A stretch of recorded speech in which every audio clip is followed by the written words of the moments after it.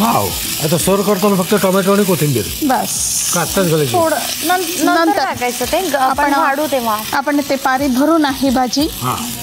त्यावेळेस आता आपण हे ह्याच्यात घालायचं. हां ह्याच. हां चमचा.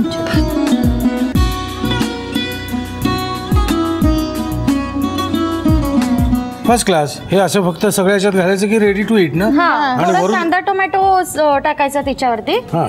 आणि सॅलड आहे आपलं पालेभाज्यांचं एक ते टाकायचं.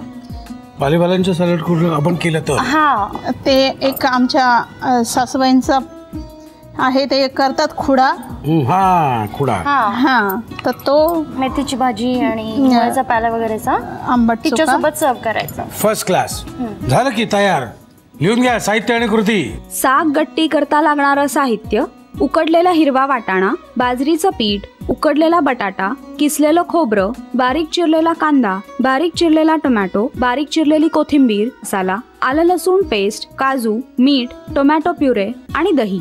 कृती: प्रथम बाजरीच्या पिठाच्या खोलगट पाऱ्या करून त्या तळून घ्याव्यात. एका बाउलमध्ये बारीक चिरलेला कांदा, किसलेलं सुकं खोबरं, काजू आणि आलं लसूण पेस्ट घालून वाटण करून घ्यावं. फ्राय पॅन मध्ये तेल गरम करून त्यामध्ये कांद्याचं वाटण नीट परतून घ्यावं. परतल्यानंतर त्यामध्ये चवीनुसार मीठ आणि प्रतिभा मसाला ओला करून घालावा. 1 चमचा टोमॅटो प्युरे, उकडलेले बटाटे, मटार आणि दही घालून सर्व मिश्रण पुन्हा नीट परतून घ्यावं. तयार बटाट्याचं मिश्रण तळलेल्या पाऱ्यात भरून कोथिंबिरीची सजावट करून गट्टी साग सर्व्ह करावी.